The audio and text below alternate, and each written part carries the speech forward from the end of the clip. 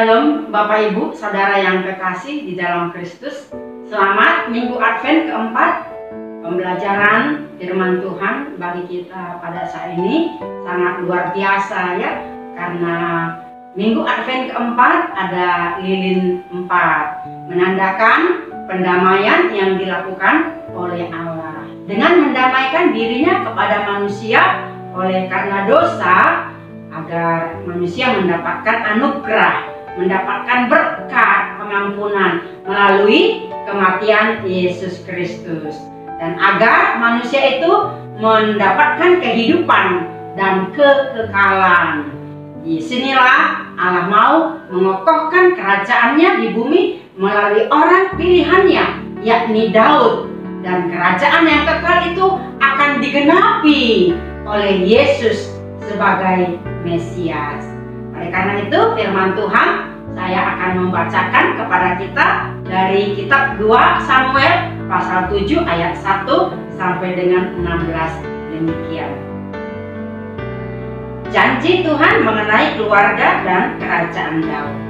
Ketika raja telah menetap di rumahnya dan Tuhan telah mengaruniakan keamanan kepadanya terhadap semua musuhnya di sekeliling, berkatalah raja kepada Nabi Nathan, "Lihatlah, aku ini diam dalam rumah dari kayu aras, padahal tabut Allah diam di bawah tenda."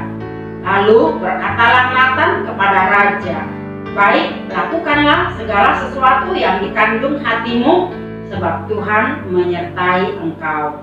Tetapi pada malam itu juga datanglah firman Tuhan kepada Nathan demikian, "Pergilah, katakanlah kepada hambaku Daud, beginilah firman Tuhan, masakan engkau yang mendirikan rumah bagiku untuk kudiami?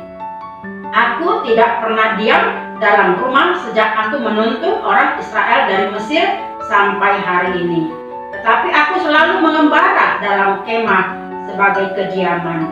Selama aku mengembara bersama-sama seluruh orang Israel, pernahkah aku mengucapkan firman kepada salah seorang hakim orang Israel yang kuperintahkan menggembalakan umatku Israel demikian? Mengapa kamu tidak mendirikan bagiku rumah dari kayu aras? Oleh sebab itu, beginilah kau katakan kepada hambaku Daud, beginilah firman Tuhan semesta alam. Akulah yang mengambil engkau dari padang ketika menggiring kambing domba untuk menjadi raja atas umat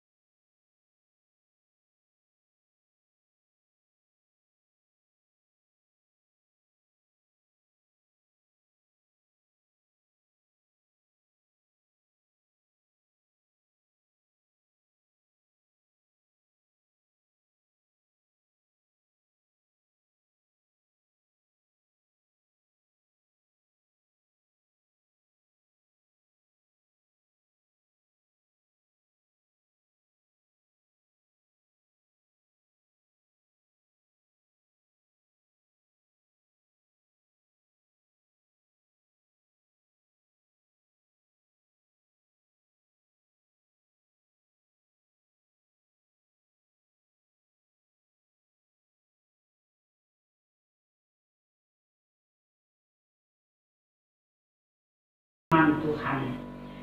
Topik kita yakni kerajaan Mesias yang kokoh selama-lamanya. Bapak, Ibu, Saudara yang kekasih, saya dan kita semua akan setuju ya bahwa setiap orang punya impian atau cita-cita.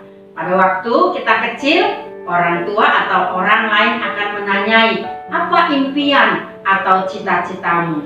Dan biasanya jawabannya sangat muluk-muluk ya, mulai dari menjadi dokter, insinyur, menjadi guru, dan lain sebagainya. Tidak ada yang bermimpi atau bercita-cita menjadi pemulung atau pengemis. Impian atau cita-cita merupakan keinginan dari hati dan menjadi bagian dari kehidupan seseorang. Di tahun 60-an, di tengah berkuasanya orang-orang kulit putih, Martin Luther King Jr. berani menyatakan bahwa orang-orang berkulit hitam harus punya hak yang sama. Ia berani memperjuangkan penghapusan diskriminasi rasial.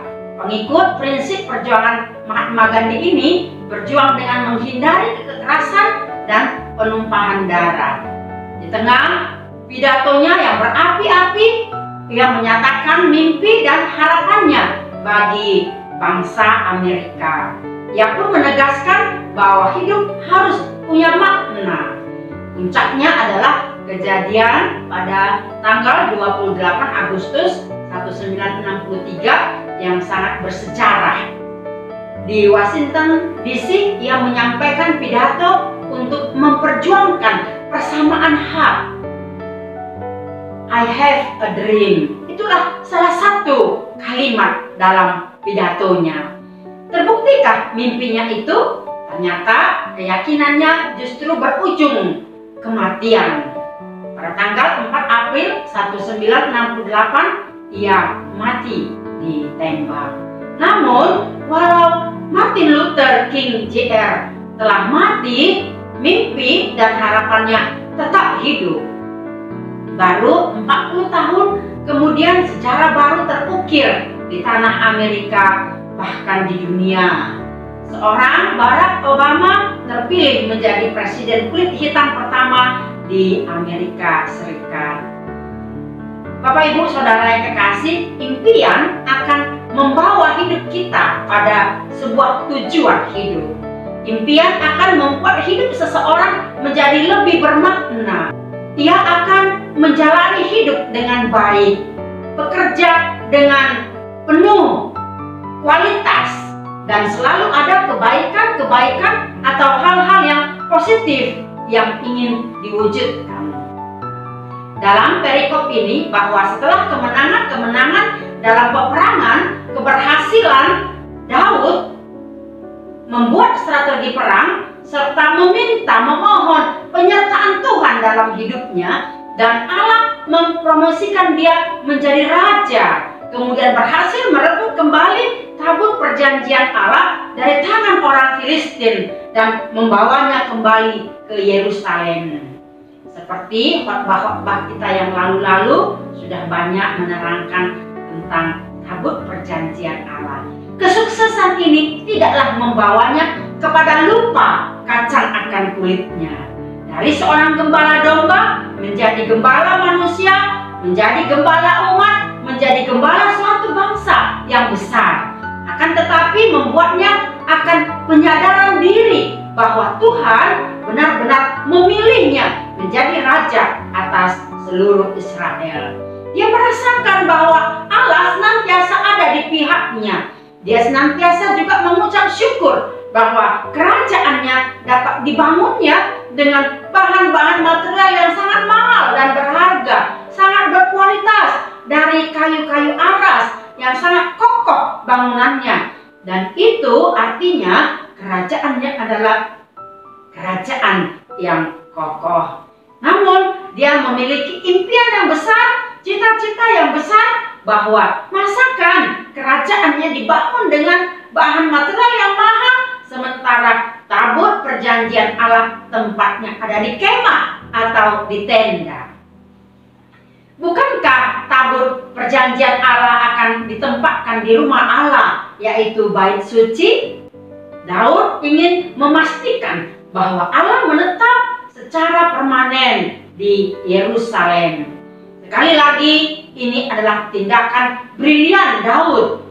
Ia membuat sebuah simbol keagamaan yang selama ini belum ada dan lebih dahsyat daripada tabut Allah. Keputusan Daud memang penting dalam kaitan dengan kehadiran Allah. Namun demikian, Allah yang bebas tidak bisa diikat oleh rumah yang didirikan oleh manusia. Manusia tidak bisa mengatur Allah dengan simbol-simbol keagamaan. Allah lah yang mengatur manusia. Allah dapat hadir dimanapun. Daud punya impian besar dalam hidupnya. Ia punya harapan besar untuk mendirikan bait suci bagi Tuhan. Niat baik Daud ini diberitahukannya kepada Nabi Nathan. Di mana kejayaan Daud inilah Nabi Nathan datang dan menyampaikan isi hati Tuhan kepadanya, bahwa bukan Daud yang akan memikirkan masa depan keberadaan tabut perjanjian Allah itu, atau keinginannya untuk membangun bait suci. Akan tetapi Allah terlebih dahulu mengokohkan kerajaannya dan keluarganya yang akan diberkati turun-temurun. Firman Allah kepada Nathan yang akan disampaikan kepada Daud bahwa kelak anaknya Salomo lah yang membangun bait suci itu. Bapak, Ibu, Saudara yang kekasih di dalam Kristus, Allah akan mengokohkan kerajaan Daud setelah mendapatkan perhentian. Dengan menggunakan suara Nabi Nathan, Allah mengikat perjanjian dengan Daud. Tahtamu akan kokoh untuk selama-lamanya.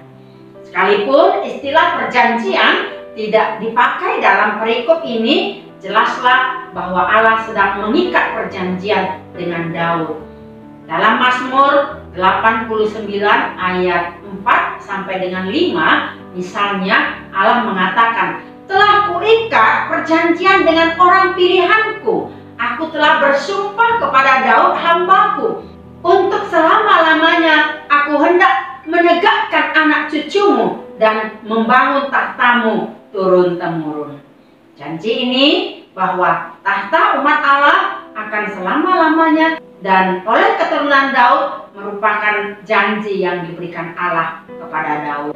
Disinilah janji Allah bagi Daud sangat luar biasa, tanpa syarat, bahwa Allah akan menganugerahkan kesejahteraan bagi Daud dan keturunannya.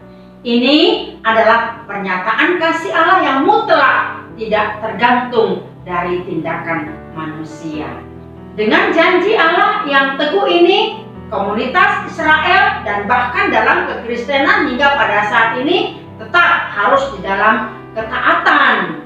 Dan inilah merupakan unsur yang terus-menerus diinginkan oleh Allah di dalam kehidupan kita. Perjanjian Allah dengan Daud akhirnya digenapi di dalam Yesus Kristus. Puncak dari janji Allah ialah bahwa dari keturunan Daud akan muncul seorang yang akan menjadi Mesias dan Raja kekal. Raja ini akan memerintah umat Israel yang setia dan semua bangsa di dunia ini. Ia akan datang dari Betlehem dan pemerintahannya akan sampai ke ujung-ujung bumi. Ia akan disebut Tuhan keadilan kita dan menyelamatkan manusia dari dosa. Penggenapan janji kepada Daud ini dimulai dengan kelahiran Yesus Kristus. Diumumkan oleh malaikat Gabriel kepada Maria, seorang putri yang saleh dari keturunan Daud. Kerajaan Allah ditegakkan di bumi melalui Kristus yang adalah keturunan dari Daud, bahwa keselamatan datang dari keturunan Daud, yaitu Yesus Kristus. Bapak, Ibu, Saudara yang kekasih, jadi bukan Daud yang akan mendirikan bait suci, tetapi Salomo anaknya. Sekalipun demikian, Daud tetap berjuang dengan mempersiapkan segala sesuatu untuk bahan-bahan bangunan, sebab ia ingin impiannya terwujud. Keyakinan dan harapan adalah motivasi untuk hidup eksis. Nah, Bapak, Ibu, Saudara yang kekasih, apakah Anda atau kita pernah memimpikan hal-hal terbaik akan terjadi pada gereja Kristen pada masa kini di tengah tantangan dunia yang makin berat, apalagi di pandemi COVID-19, perekonomian yang sulit, mencari pekerjaan juga masih sulit, dan masih banyak juga kesulitan untuk membangun gereja untuk tempat beribadah. Namun kita harus tetap bersyukur dan di dalam kerendahan hati untuk mengembangkan berbagai program pelayanan agar dapat berjalan dengan baik hingga tahun-tahun yang akan datang. Dengan kehadiran gereja berdiri di tengah-tengah kemajemukan agama, sosial, budaya, dan berbagai kepercayaan, Allah juga hadir mencurahkan berkat-berkat-Nya kepada jemaat agar kita menjadi berkat. Itu hanya bagian dari impian dan cita-cita kita untuk bergereja dan harus menjadi berkat bagi sekitar kita. Apakah Anda atau kita terus memimpikan hal-hal terbaik akan terjadi pada keluarga dan anak-anak Anda? Mari kita mempersiapkan mereka, membekalinya dengan kasih dan cinta akan Tuhan dan menaatinya di dalam kesetiaan dan hidup yang kudus. Apakah Anda atau kita memimpikan tentang hal-hal yang baik bagi bangsa kita? Jika ya, pastikan kita menjaga hidup ini dengan penuh kualitas, karena akan ada waktunya mimpi besar kita terwujud. Apapun yang menjadi impian kita sebagai anak-anak remaja, anak-anak pemuda, sebagai orang tua, siapapun kita pasti mempunyai impian besar di dalam kehidupan kita. Hore! Sebentar lagi kita akan merayakan Natal, kelahiran Sang Juru Selamat, yakni Kristus Tuhan.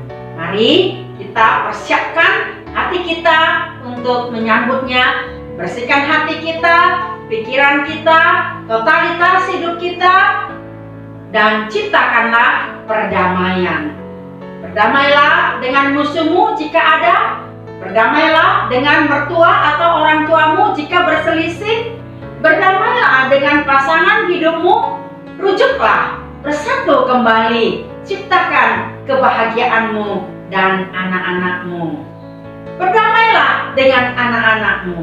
Dan akhirnya berdamailah dengan semua orang. Mari doakan dan berkati sesamamu. Kristus datang ke dunia ini menghadirkan shalom, yaitu damai sejahtera. Selamat Minggu Advent, Tuhan Yesus memberkati.